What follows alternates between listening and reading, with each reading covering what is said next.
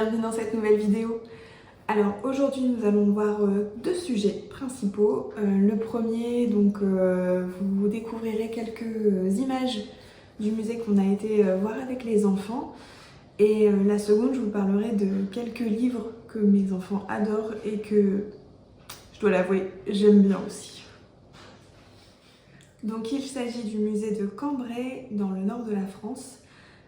C'est la région où j'habite et c'est pour ça que nous y sommes allés avec les enfants.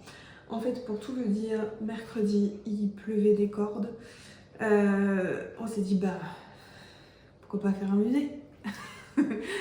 Donc on a été à celui-ci. On y avait été quand Roman était vraiment tout petit.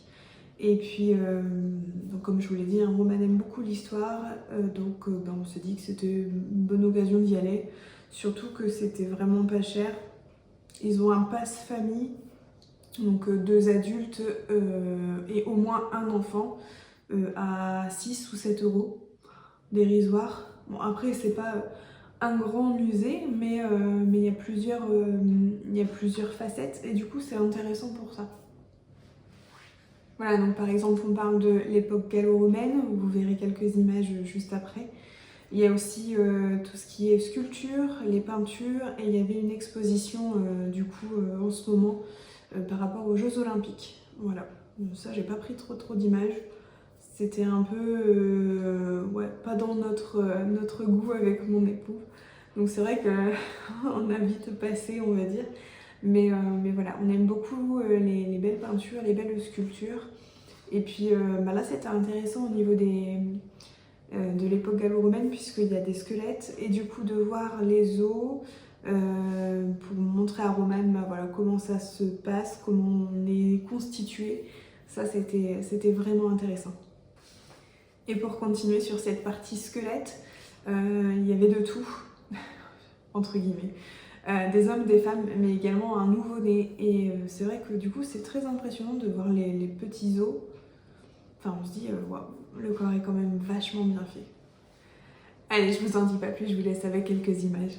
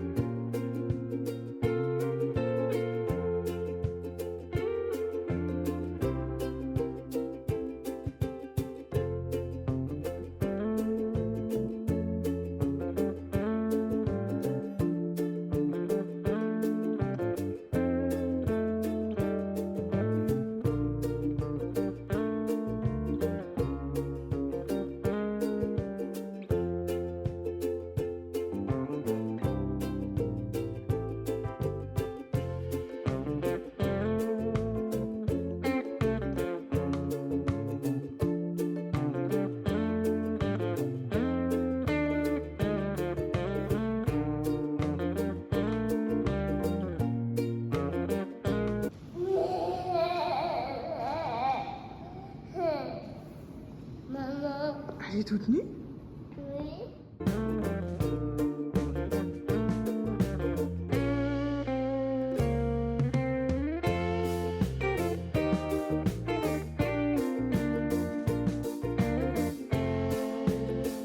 Alors maintenant, voilà le moment de parler du coup de cette fameuse collection de livres que nous avons. Bon, on a beaucoup de livres, mais il y a certains livres que vraiment j'aime beaucoup. Ouais, j'aime beaucoup.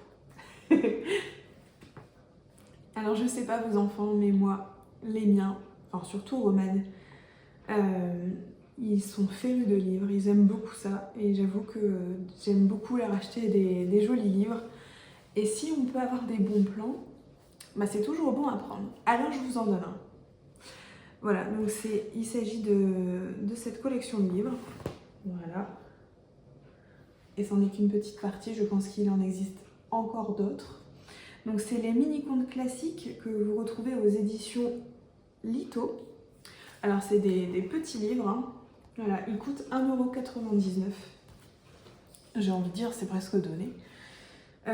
J'ai découvert ces livres quand je travaillais dans une école primaire. Voilà, une enseignante me les avait conseillés et franchement ils sont vraiment top. C'est des petites histoires, les illustrations sont vraiment mignonnes. Là par exemple vous voyez pour les 3 petits cochons.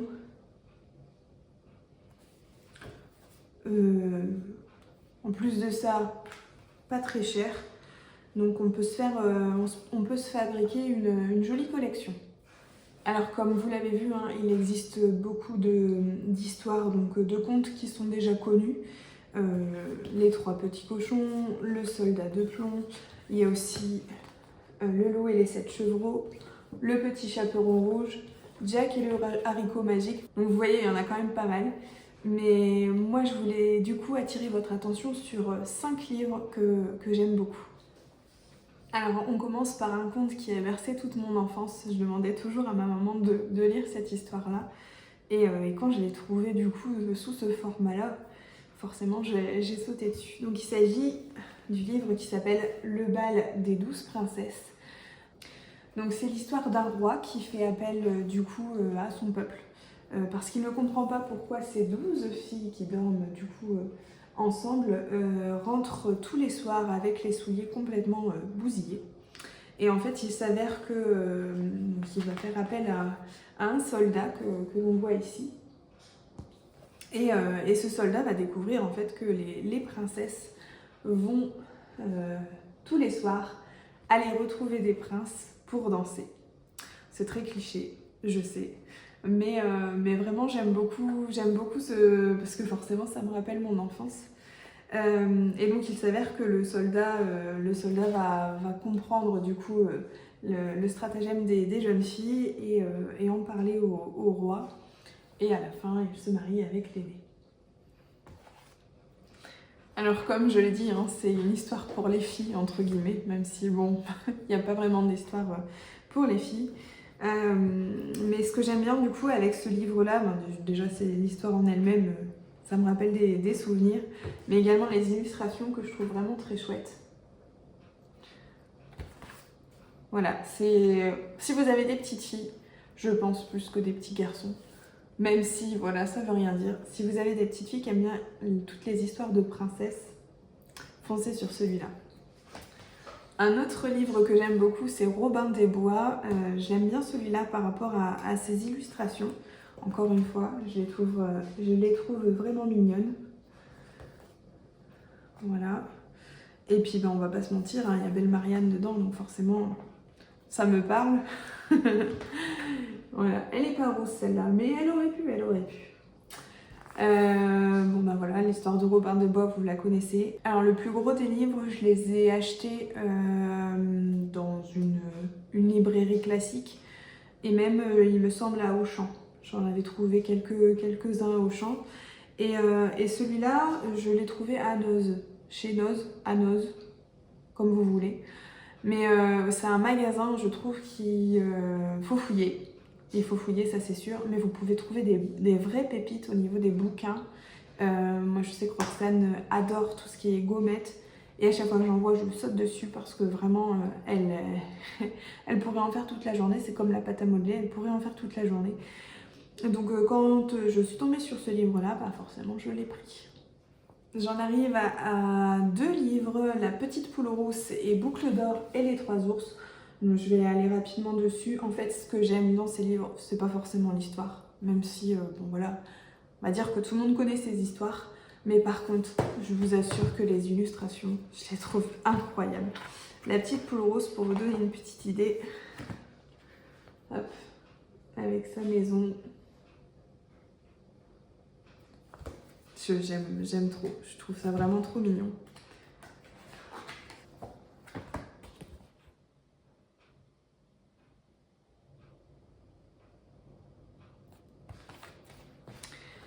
Et Boucle d'Or tout autant.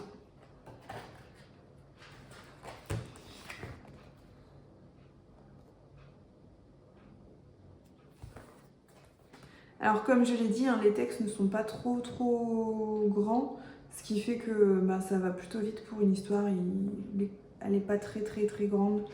Donc pour le soir, vraiment c'est l'idéal quand on a des enfants qui en réclament une ou 2 histoires. Et je vais terminer du coup par 2 contes qui... Enfin, moi je ne les connaissais pas avant de découvrir du coup cette collection. Et je trouve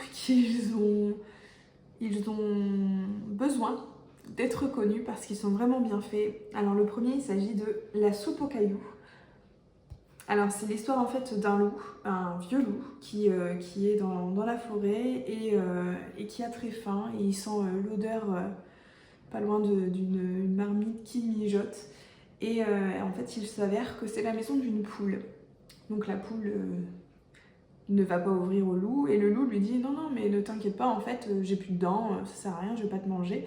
J'apporte juste un caillou et en fait j'ai juste besoin d'une marmite pour faire chauffer ma soupe en fait, ma soupe aux cailloux.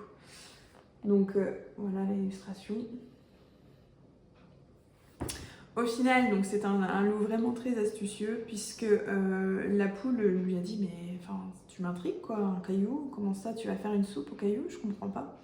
Et il s'avère en fait qu'il demande à la poule et à ses autres amis qui viennent ensuite les voir quelques ingrédients. Donc des légumes, du lard, il me semble, du thym, enfin voilà, etc. Et à la fin, du coup, il leur propose de manger la soupe avec eux.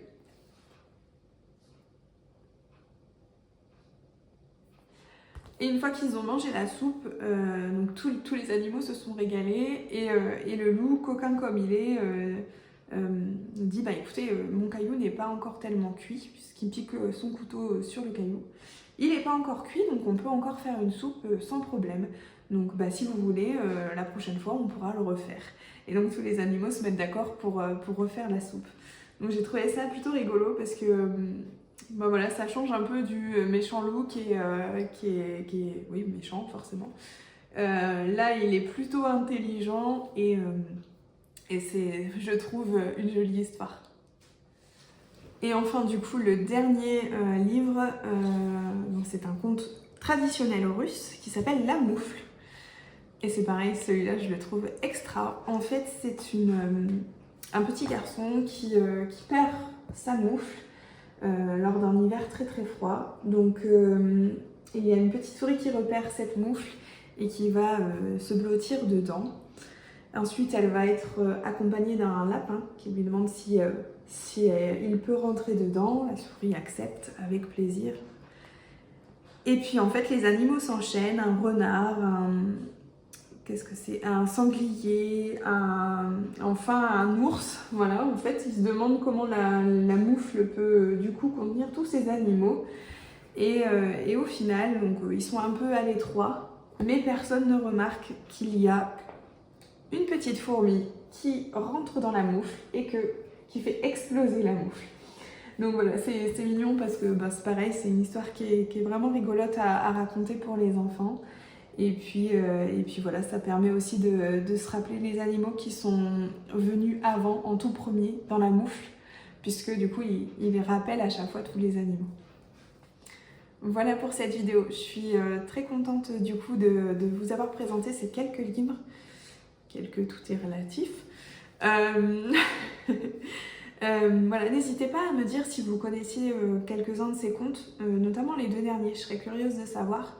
Et en général, si vous connaissez cette collection de livres. En attendant, je vous remercie d'avoir regardé cette vidéo jusqu'au bout. N'hésitez pas à mettre un petit pouce en l'air si elle vous a plu. Et puis, on se dit à la prochaine. Allez, ciao!